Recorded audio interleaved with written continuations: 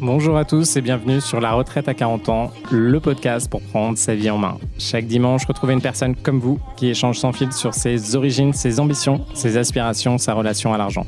Je m'appelle Victor Laura, je suis l'expert français du frugalisme et du mouvement FIRE, Financial Independence and Retire Early, indépendance financière et retraite précoce. Retrouvez mon livre La Retraite à 40 ans, c'est possible aux éditions Larousse. Pour rejoindre le mouvement FIRE, c'est sur devenirfrugaliste.com. Il y a une communauté, des workshops et des outils.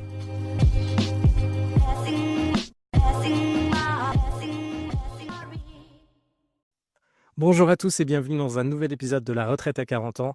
J'ai le plaisir de vous retrouver en 2025 pour une nouvelle année d'investissement, de parcours, de partage et de réalisation de vos projets. J'ai vraiment hâte de vous aider à avancer, de vous donner peut-être un petit coup de boost quand ça ne va pas, de vous donner tout ce que je sais sur l'investissement immobilier, la reprise d'entreprise, le business, pour que vous puissiez atteindre vos objectifs.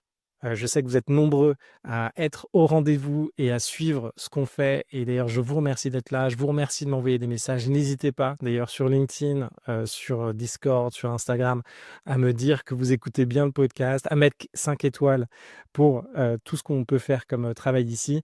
En tout cas, moi, je vous remercie pour ces dernières années qui étaient fantastiques. Je vous remercie aussi pour l'année 2024 qui était fantastique. De mon côté, l'année 2024 était particulièrement difficile. Alors, c'est assez intéressant, j'ai l'impression de faire les vœux des présidents d'année en année qui vont dire on vient de clôturer une année difficile. En l'occurrence, ce qui est assez marrant, c'est que j'ai l'impression que dans mon cas, ça a été le cas.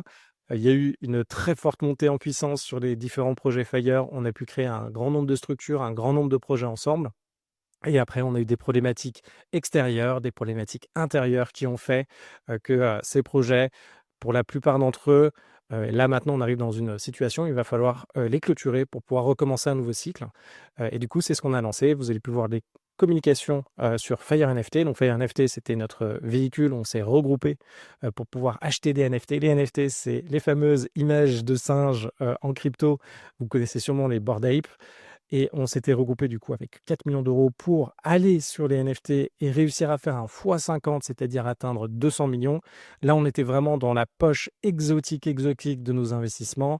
On était dans du trading pur. Et vous savez, dans le fonctionnement classique des FIRE et de ce qu'on fait, nous, on construit une bonne base, c'est-à-dire de l'épargne, c'est-à-dire de l'investissement immobilier locatif, de l'investissement en bourse, principalement dans des ETF. Ceux qui ne savent pas ce que c'est des trackers qui peuvent représenter par exemple la croissance mondiale, et ça va être l'ETF Monde. Et après, on peut passer sur des investissements qui prennent plus de temps et qui permettent d'aller plus loin, donc soit démultiplier les investissements locatifs, soit aller sur de la reprise d'entreprise, soit aller sur du business. Il n'y a pas 36 000 solutions, encore une fois, pour être FIRE. Dans le cas de FIRE, c'est avoir assez d'investissements qui vous permettent de vivre de ces investissements. Il n'y a pas 36 000 solutions, il y a principalement 3 piliers. Le premier, ça va être la bourse. Il faut beaucoup épargner, beaucoup investir pour y arriver. Le deuxième, ça va être l'immobilier. Alors là, il y a plusieurs cas de figure, mais principalement l'investissement locatif. Donc là, on va beaucoup s'endetter pour acheter des biens immobiliers qui vont nous permettre de vivre avec ce qui s'appelle du cash flow. Et à la fin, une fois qu'ils seront remboursés, c'est d'autant mieux parce qu'on aura non seulement plus d'emprunts et on aura encore plus de cash flow du coup, parce que plus d'emprunts et des investissements qui sont rentables. Et enfin, le dernier, c'est le business / reprise d'entreprise. Et là, c'est ce qui permet d'accélérer vite. Quand vous êtes, par exemple, salarié pour avoir un salaire de 3 à 5 000 euros, dès que vous passez disons que vous automatisez, vous faites le même métier, mais vous le vendez à plus grande échelle, vous pouvez passer à du 50 000, 100 000 euros par mois. Vous pouvez aussi dissocier votre temps de ce que vous gagnez. Et là, c'est fort. La reprise d'entreprise, ça fonctionne très bien aussi. Aujourd'hui, il y a beaucoup de belles entreprises à revendre. En plus, on est dans un secteur qui est un peu compliqué en ce moment. Il y a aussi des entreprises qui sont en difficulté, qui sont à reprendre, où il y a des actifs à reprendre dedans qui sont intéressants. Bref, ça, c'est les 3 piliers pour pouvoir avancer. Nous, sur Fire NFT, on avait décidé de tester, de se lancer dans quelque chose de très spéculatif, de faire x50 si possible, et c'était ce qu'avait fait mon associé Aloïs, ou sinon de directement faire un x0, de tout perdre et de jouer tout ça. Bon après, au bout de 3 ans, j'ai plein de choses à vous dire, sur ce projet. Je vais essayer de faire un feedback avec, Aloïs et Martin, sur le projet. Je vais voir si on va pouvoir faire un bilan de Fire NFT ensemble. Il y a eu énormément de retournements, que ce soit le lancement du projet, au début, on a utilisé un type, de contrat de souscription qui, aujourd'hui, bon, bah, est toujours utilisable mais, qui est un petit peu, critiqué. Et ensuite, on a eu des enjeux entre associés, on a eu des enjeux pour pouvoir tout structurer pour récupérer ça. Vu qu'on parlait de crypto et d'NFT, on a nos plateformes d'email qui ont été shut down, on ne pouvait plus envoyer d'email. Pareil sur LinkedIn, je ne pouvais plus communiquer dessus. Après, qu'est-ce qu'on a eu? On a eu des enjeux parce que lorsque ça marchait bien sûr, on était parti dans le bon sens, mais ensuite, lorsque ça marchait moins bien, on s'est retrouvé dans des phases où, les souscripteurs avaient beaucoup de pression et nous, on avait beaucoup de pression, donc ça génère des moments de tension. Et alors, la problématique, c'est quand vous êtes seul, vous avez de la pression, mais quand vous êtes plusieurs dans une salle et si vous n'êtes pas forcément tous en capacité de gérer vos émotions, la pression, elle augmente et du coup, ça arrive à quelque chose qui est assez fort. Donc on a dû gérer des choses, on a dû, indiquer à des personnes que c'était pas les bons moments de communiquer et du coup, il fallait soit communiquer d'une autre façon, soit, bah, simplement avoir les informations de ce qu'on divulguait au fur et à mesure par email et pas forcément communiquer tout le temps parce qu'on avait un chat en interne pour que tout le monde puisse échanger. Qu'est-ce qu'on a eu d'autre? On a eu des enjeux aussi pour, éviter un maximum de scams. On a eu plein de tentatives. On a eu, Aloïs qui s'est fait alors il y a des nouvelles, techniques de piratage où aujourd'hui, en fait, on peut prendre le contrôle de votre téléphone. Donc, en gros, il suffit simplement d'aller chez un opérateur, de se faire passer pour vous, de récupérer une nouvelle carte SIM avec votre téléphone et paf, vous allez récupérer le numéro de téléphone de quelqu'un. Du coup, nous, on a eu ces sujets-là, on a été attaqués là-dessus. On a eu des attaques un petit peu partout. Bref, ça a été un superbe enjeu. On a fait pas mal, beaucoup d'investissements d'ailleurs qui ont bien marché.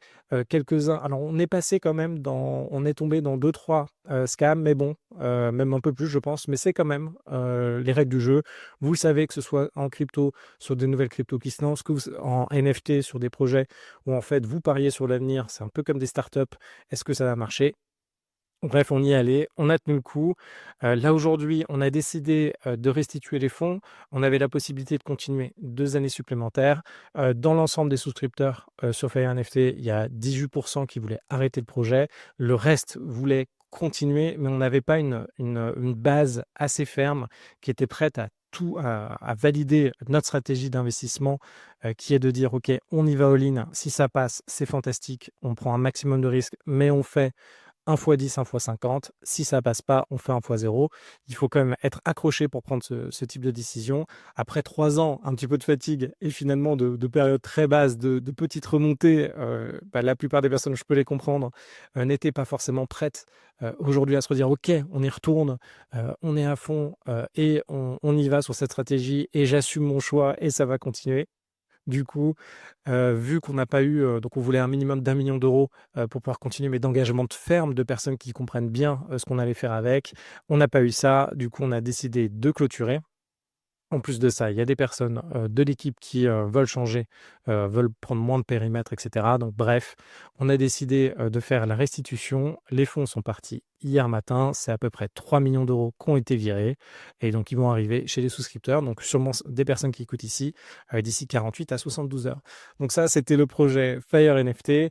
C'était une sacrée expérience. Je pense qu'il faut vraiment que je fasse le bilan et que je vous le partage. Je vais essayer de le faire ici, sur le podcast, mais aussi sur les newsletters. Ça va permettre de vous faire avancer parce que à un moment, je pense que dès que vous avez une expertise, que ce soit pour reprendre une entreprise, que ce soit pour continuer à faire de l'immobilier ou pourquoi pas, que ce soit de se positionner dans des crypto-monnaies, vous avez tout à fait la possibilité de proposer votre expertise à d'autres personnes et finalement, vous, de démultiplier votre expertise. Disons qu'aujourd'hui, vous êtes très bon pour gérer une entreprise, mais vous avez par exemple que 100 000 euros de budget et que c'est un peu juste pour acheter une entreprise qui est très rentable à 1 million d'euros parce qu'il y a beaucoup de concurrence. Mais vous savez que cette entreprise à 1 million d'euros, vous allez pouvoir l'emmener à 2, 3 millions d'euros de valorisation. Là, l'enjeu, ça va être de trouver des bonnes personnes avec vous qui vont vous permettre de saisir cet actif. Les banques vont vous accompagner ou pas jusqu'à un certain moment. Et après, il s'agit de trouver des partenaires financiers ou des partenaires qui vont vous soutenir avec du love money, etc., pour pouvoir démultiplier vos compétences et mener des projets qui sont intéressants pour vous. On peut toujours se lancer sur des plus petits projets, ce qui est intéressant au début, mais à un moment pour réellement finalement, toucher quelque chose et pour pouvoir avancer, il faut aller sur des projets plus grands et là, je pense que ce type, d'association donc là, il y a plein de méthodes pour le faire aujourd'hui. Il y a plein de méthodes qui vont vous permettre aussi de respecter toutes les règles en vigueur, pour pouvoir avancer. Je pense qu'un certain nombre d'entre vous, ça va beaucoup, les aider et à mon avis, c'est cette nouvelle économie qui est en train d'émerger où là, maintenant, en fait, on est en train de digitaliser toute cette façon de récupérer des fonds, de vous de profiter de votre expertise et de faire avancer, les personnes. Surtout qu'en France, on arrive avec tout un public qui commence à être de plus en plus éduqué sur les parties financières et qui sont prêts à prendre des investissements où il y a de la perte, potentielle là-dedans. Avant, finalement, les cryptos et avant cette nouvelle génération d'investissement en direct, on n'avait pas trop cette logique en France. Là, aujourd'hui, il y a de plus en plus de personnes qui ont créé des wallets, qui ont fait des investissements en crypto, qui ont gagné, peut-être 10 000, 20 50 000 €, mais qui ont aussi perdu 10, 20, 50 000 € de leurs investissements. Donc, ils commencent à être des investisseurs aguerris. Ils ont vécu les choses et du coup, il y a toute cette évolution qui arrive. Pareil, d'autres projets sur 2025 qu'on est en train de clôturer. Il y avait toute la partie, Fire Invest. Alors Fire Invest, on s'était regroupé aussi pour pouvoir faire des investissements, dans, des reprises d'entreprises, avec levier bancaire et aussi pour investir avec les projets Fire parce qu'on s'est retrouvé dans une problématique. C'est-à-dire que les domaines d'expertise, qu'on a au sein de l'équipe, donc il y a un écosystème, qu'on veut construire. Il y a dans cet écosystème la partie formation et du coup moi, il y avait 3 projets que je voulais lancer, du coup en 2022 si je me trompe. Il y avait une école, il y avait, une clinique, médicale spécialisée et il y avait la reprise d'un hôtel. Donc ça, c'est les projets que je voulais faire à l'époque. Ce qui en est ressorti, l'école a été faite et elle s'appelle Carscour aujourd'hui et c'est une école de, reconversion, pour tout ce qui est, customer success et relations clients dans les startups. Donc là, c'est les personnes qui vont s'assurer, que vos clients sont satisfaits au sein de votre entreprise. Ce projet, on l'a lancé. En même temps, on avait Fire Invest et dans Fire Invest, on regardait des écoles à racheter. Donc on a regardé des belles écoles à racheter. Donc que ce soit, des BTS, que ce soit des écoles dans le sud et cetera. On a lancé beaucoup de process. Pareil dans les acquisitions et dans les acquisitions, d'entreprises, c'est, finalement les problématiques de l'immobilier, mais en démultiplié, mais ce qui fait que les gains, peuvent être démultipliés aussi. On a, fait des propositions, on a fait des LOI, on a avancé sur plusieurs sujets. Malheureusement, les prises de participation, qu'on voulait prendre ne se sont pas faites. Pareil sur les derniers dossiers qu'on a analysés, même les vendeurs ont retiré leur entreprise de la vente. Bon, ce qui arrive totalement et du coup, on s'est retrouvé à avoir, nous, Fire Invest sans, projet, locomotive pour driver, les investissements. On avait un ensemble de fonds, qui étaient à notre disposition. Malheureusement, il y a des coûts de fonctionnement qui faisaient qu'on consommait, des fonds chaque année. Du coup, on a décidé, suite à notre non prise de participation avec une entreprise qui est vraiment intéressante, pour avancer, de restituer les fonds et de l'autre côté, on a, quand même vu qu'on voyait qu'on avançait sur la reprise, d'entreprise, pris des participations, par exemple, dans Care. Donc là, on est en train de Care qui est, du coup, l'école de Customer Success. On a aussi, permis d'avancer sur, faire fonctionner les fonds avec des projets de Kirpi. Donc, là, c'était notre véhicule d'investissement. On investissait tous ensemble, dans l'immobilier. Donc bref, on a restitué à peu près 50 des fonds aujourd'hui et on est en train de restituer le reste des fonds en fonction de la liquidité, des participations qu'il y a aujourd'hui, dans Fair Invest. Donc on tourne la page aussi là-dessus. Donc là, c'est pour vous dire, quand on lance des projets, on peut avancer. Il y a des moments aussi on doit se remettre en question. Il y a des projets qui arrivent à leur fin. On doit faire le bilan des projets pour voir qu'est-ce qui a marché, que ce soit non seulement en performance purement économique, sur ces projets-là, mais aussi, en termes de lancement de projet, qu'est-ce qu'on a pu faire pour que ça marche mieux? Et aussi en termes de ressenti, pour toutes les personnes qui étaient avec nous, comment elles ont vécu ça? Est-ce que la communication était bonne? Si on relance des projets similaires, qu'est-ce qu'on devrait faire? Et là, on a beaucoup d'apprentissage et je pense que c'est la même chose. On fait tous, la même chose de notre côté. Pareil sur, Kirpi. Alors qu'est-ce qui s'est passé sur Kirpi? Il faut savoir que dans mon écosystème assez core, j'ai, un associé principal dans pas mal de structures, qui s'appelle Martin, et sur, Care School, c'est du coup la femme de Martin, Justine, qui s'occupait de Care. On s'est retrouvé à un moment où, donc nous, on faisait bien avancer, les sujets. Moi, j'avais repris toute une partie, formation de mon côté et une partie développement, d'un ensemble de produits. De son côté, Martin, lui, c'était donc il avait laissé à l'origine, il était en charge de l'opération. En fait, c'était le directeur des opérations de l'ensemble des activités de Fire. À un moment, c'était trop pour lui. Du coup, la décision, qui a été prise, c'est que moi, j'ai repris toute une partie en direct en plus de ce que je faisais et lui s'est, focalisé sur la partie, Kirpi, c'est-à-dire la partie apport d'affaires et la partie véhicule, d'investissement où on se regroupe tous pour faire des investissements à plus de 10 de, renta brute et ainsi que proposer à un certain nombre d'entre vous, d'ailleurs, il y en a plusieurs d'entre vous qui ont fait des acquisitions d'immeubles par notre biais et je pense qu'ils sont très contents parce que moi, les feedbacks que j'ai de votre côté, vous êtes très contents. Donc là, nous, on faisait du sourcing, en fait, d'immeubles que nous, on peut trouver, où nous, on peut réellement, faire les opérations et aller jusqu'au bout pour nous-mêmes et finalement, on fait de l'apport d'affaires, c'est-à-dire qu'on vous propose ces biens-là. Alors pourquoi on fait, de l'apport d'affaires? C'est-à-dire que nous, on a déjà des grosses, enfin surfaces, immobilières, donc on a déjà, un gros parc immobilier et ça nous intéresse pas forcément de continuer à nous positionner sur, par exemple, des immeubles qui sont à 100 000 € ou sinon même des immeubles qui sont à 300 000 €, dans certains secteurs. C'est pas forcément dans notre stratégie d'investissement aujourd'hui. Ça dépend si je parle de Martin ou si je parle de moi. Là, moi, je suis plutôt dans une stratégie d'arbitrage, donc je suis en train de voir qu'est-ce que je garde dans mes, actifs immobiliers, qu'est-ce que je vais vendre, comment je vais restructurer tout ça. C'est des stratégies, donc on peut quasiment le faire un peu tout le temps, quand on se lance dans l'immobilier. Moi, dans mon cas, c'est fait aujourd'hui parce que j'atteins une surface où j'ai des enjeux de vie, différents, où j'ai des actifs, ce qui est normal que j'ai depuis pas mal de temps, où il faut relancer des travaux. Est-ce que ça m'intéresse toujours? Est-ce que c'est toujours rentable comme ce que je l'espère? Ou est-ce que je veux dédier ça autrement, en fonction de mes équipes et cetera? Donc bref, Martin était en charge, de Kirpi. On a une problématique, c'est-à-dire que, Justine a eu des soucis de santé, elle a fait un burn-out. Du coup, Care, l'école, il fallait s'en occuper. Du coup, Martin est allé, sur l'école Care.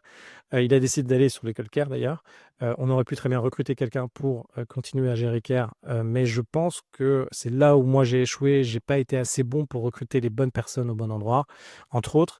Et du coup, Martin, a laissé, Kirpi et du coup, on a décidé aussi d'arrêter Kirpi. Donc, l'apport d'affaires continue parce que moi, j'ai toujours des deals qui arrivent et du coup, on continue à vous faire des apports d'affaires. Mais en tout cas, les biens immobiliers qui étaient dans Kirpi, là, on les a, ils sont en vente. Il y en a un, qui va se vendre, d'ailleurs, cette semaine normalement, enfin la semaine qui arrive. Alors ça a été repoussé 5 fois pour différentes raisons, donc là, ça va être vendu et il y a, l'autre bien qui est toujours en vente. Donc là, il nous reste un autre bien à Montpellier, qui est alors très, très bien, qui est en vente. Avec le contexte, des taux qui avaient augmenté et cetera et cetera, on n'avait pas forcément d'offres, intéressantes sur, ces biens-là, mais là, c'est en train de revenir. Donc bref, tout ça pour vous dire qu'on vient, de passer de pas mal de projets, autour des FIRE, que ce soit FIRE NFT, que ce soit FIRE Invest, que ce soit Kirpi et là, on a pris les décisions, et d'ailleurs, je pense que c'est une, alors bonne décision, oui, mais bon, après on pourra rentrer dans le détail. En fait, tout n'est jamais aussi simple. Il y a plein d'histoires, qui se produisent un petit peu en off et je pense que vous le savez. Il y a quand même des enjeux de prise de décision. Il faut savoir que sur, la majorité de ces projets, je ne suis pas le décisionnaire. On est plusieurs actionnaires, donc même si j'ai envie de prendre, certaines décisions, c'est pas forcément possible et je n'ai pas forcément le droit de le faire d'ailleurs et sur certaines choses, j'ai pas non plus le droit de communiquer. Mais tout ça pour vous dire qu'on a avancé, on a fait, on a proposé ces projets, on les a menés. Dans un monde FIRE NFT, je pense qu'on aurait pu vraiment, toucher les 200 millions et je pense que des personnes vont réussir à faire ça et potentiellement, on ne sait pas ce que ça va donner encore une fois sur les cryptos, mais là peut-être sur l'année 2025, nous on a une stratégie très agressive, sur les altcoins. On verra ce qu'aurait pu donner dans les grandes lignes notre stratégie, d'investissement, sachant que même si, vous le savez très bien, nous, on avait une vision, assez pushy sur ce qu'il faut faire sur les altcoins. Par contre, quand vous le faites réellement avec des millions d'euros et que vous êtes en train de prendre des positions, même si en une année, vous faites un fois 2, vous avez 10 millions, vous arrivez à 20. En réalité, la réalité du jour que vous avez quand vous prenez des positions à, 30, 100 000, 1 million d'euros, que vous faites des pertes à 150 000 €, que le lendemain vous refaites des gains à 300 000 €, en fonction des positionnements, qu'il y a des problématiques qui arrivent, qu'une nouvelle guerre se déclare, que vous repassez par une phase, de chute, puis après une phase de hausse, c'est quand même pas pareil. Donc même si vous pensez que en fait, si vous pensez qu'un secteur va bien performer, que vous prenez une position et que vous attendez, vous dites: «OK, je pense que ce secteur va performer, je prends une position sur 3 ans», vous ne regardez plus et là vous regardez ce qui se passe dans 3 ans. Finalement, c'est beaucoup plus gérable que quand vous êtes, tous les jours en train de faire effectivement ces actions de prise de position de retrait avec des gains associés potentiels, des pertes aussi qui sont présentes. Bref, c'est pas du tout pareil. Donc même, en fait, quand on rentre dans le feu de l'action, c'est si vous avez il y a une énorme différence entre, c'est comme une entreprise, si vous pensez qu'il faut créer une entreprise dans tel secteur et qu'après vous voyez, un grand, US qui a créé l'entreprise que vous vouliez créer, bon, il y a un monde entre juste avoir une idée, une intuition et réellement réussir à aboutir au projet et réellement réussir à délivrer la performance, qui était attendue. Voilà sur tous ces projets, donc c'était pour vous dire que oui, effectivement, ça bouge un peu pour tout le monde. C'est une grosse période de remise en question. En tout cas, sur les dimensions autres et vraiment positives, les coachings n'ont jamais aussi bien marché que maintenant. Alors, quand je dis aussi bien marché que maintenant, c'est-à-dire pour vous, les personnes qui viennent dans les coachings, elles sont vraiment contentes, elles ont de la performance, que ce soit sur l'immobilier, où là, on a encore fait, 3 acquisitions, récemment, que ce soit du 600 000 €, dans l'est de la France, du 350 000 € en Normandie, avec des investissements qui font du 2 000 € ou du 1 000 € de cash flow. C'est-à-dire que vous prenez votre loyer, vous enlevez toutes les charges, vous enlevez l'emprunt et c'est ce qui vous reste, hors impôt. C'est ce qui vous reste, sur ces investissements. Donc ça marche du tonnerre, c'est vraiment bien. J'ai lancé un nouveau groupe, hier qui est fantastique. J'ai des profils, que j'adore. D'ailleurs, j'ai la première fois que je touche des profils que j'avais jamais eu avant. C'est-à-dire que là, j'ai, Emma, par exemple, qui est chanteuse, qui est dans le programme de coaching et je trouve ça fantastique d'avoir ce type, de profil. Emma, pourquoi on l'a acceptée? Parce qu'elle est vraiment motivée, elle agit d'ailleurs, c'est fantastique. On l'a eu en coaching, je l'ai eu en coaching hier matin. Dans la journée, elle avait, tout fait avancer et c'était la première du groupe à avoir tout fait. Donc là, j'ai déjà prévu de faire du one to one avec elle pour en faire une queen de l'immobilier. Elle est chanteuse aujourd'hui, elle en avait marre de peu gagner sa vie et elle en avait marre d'avoir des revenus, qui sont fluctuants. Elle s'est dit: «OK, il faut que j'agisse». Ça a jamais été son centre d'intérêt finalement l'argent.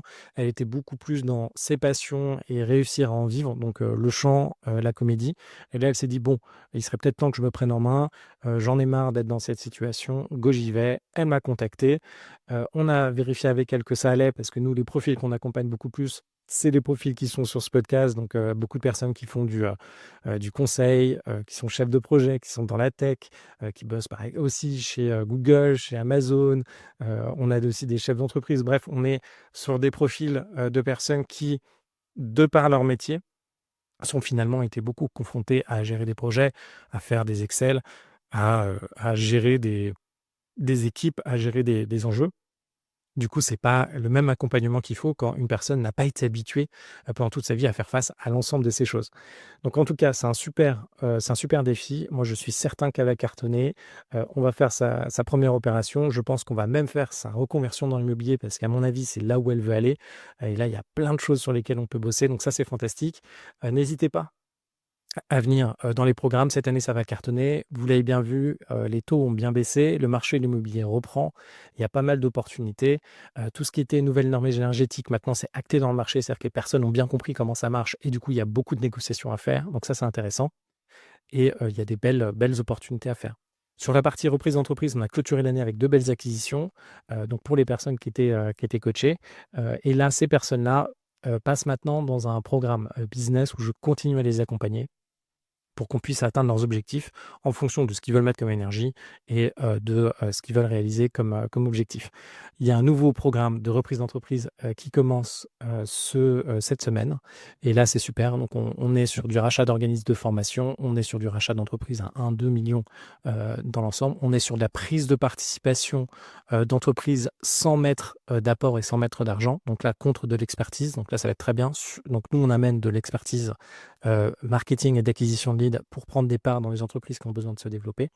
Et enfin, on a toujours dans ce groupe l'achat d'un premier projet, plutôt site internet, e-commerce, pour commencer dans les 10-20 000 €. Donc ça, c'est le projet petit et les projets les plus gros, on sera dans les 2-3 millions d'euros de réaliser. Donc ça, c'est fantastique. J'ai hâte aussi de vous parler, des projets d'acquisition qui sont toujours, en attente, et toujours en négociation. Donc il y a des beaux projets, qui sont en cours. Ça, c'est fantastique. Je voulais vous faire cet épisode de podcast pour vous donner un petit peu un envers, du décor de ce qui s'est passé sur l'ensemble des projets FIRE, sur comment on recommence cette année. Il nous reste encore pas mal de choses à régler pour clôturer les différentes opérations. Une fois que ce sera fait, on aura moins de charges, moins de pression, on pourra recommencer. Parce que oui, gérer, autant de projets, surtout quand il y a une partie des équipes qui s'en va et cetera, c'est pas le plus simple. Moi, je tenais à vous remercier, à remercier tous ceux qui ont participé au projet. On a eu des super moments, des super expériences. On a eu des moments très durs aussi, des moments de conflit en plus, avec des échanges qui se passent souvent par texte, donc ça peut être un peu compliqué. Moi, je sais que l'année 2025, elle sera très riche. L'essentiel et je pense que ce qui est important de retenir, c'est que moi, là, aujourd'hui, je fais ce qui me fait plaisir. Je fais vraiment ce qui me motive. Par contre, faire ce qui me motive, ça, comme d'habitude, si vous êtes, par exemple, un sportif que vous adorez faire du rugby, bon, bah, vous pouvez vous baisser le genou, ça vous arrive assez souvent. Si vous adorez faire des peu importe ce que vous aimez faire, vous aimez cuisiner, vous pouvez vous brûler, vous pouvez vous couper, et même de temps en temps, ça peut être un peu dur de résister à pas manger un petit peu plus. Bref, l'essentiel, c'est de faire ce qu'on aime, de voir aussi quelles sont nos limites à un moment. De temps en temps, oui, il faut pouvoir, c'est très bien de s'accrocher pour réussir les projets. De temps en temps, il vaut mieux, clôturer pour pouvoir repartir sur de nouvelles bases. Donc nous, c'est ce qu'on a décidé. Moi, j'ai hâte, de vous, parler des prochains projets. J'ai hâte de vous retrouver, dans les programmes de coaching. Donc que ce soit l'immobilier pendant 1 an, comme ça on kill votre IMO, on vous fait gagner 300, 1 000, 2 000, 10 000 € de plus par mois, c'est parti. Pareil sur la reprise d'entreprise, on avance. L'essentiel, c'est que on finit cette année content de l'avoir vécu, d'avoir vécu plein de trucs, d'avoir progressé et d'un point de vue financier, d'avoir avancé, sur nos objectifs. Donc il y a plein de choses. Donc n'hésitez pas en tout cas, si vous avez besoin, vous pouvez me contacter, sur LinkedIn et moi je vous souhaite une très, très bonne année 2025.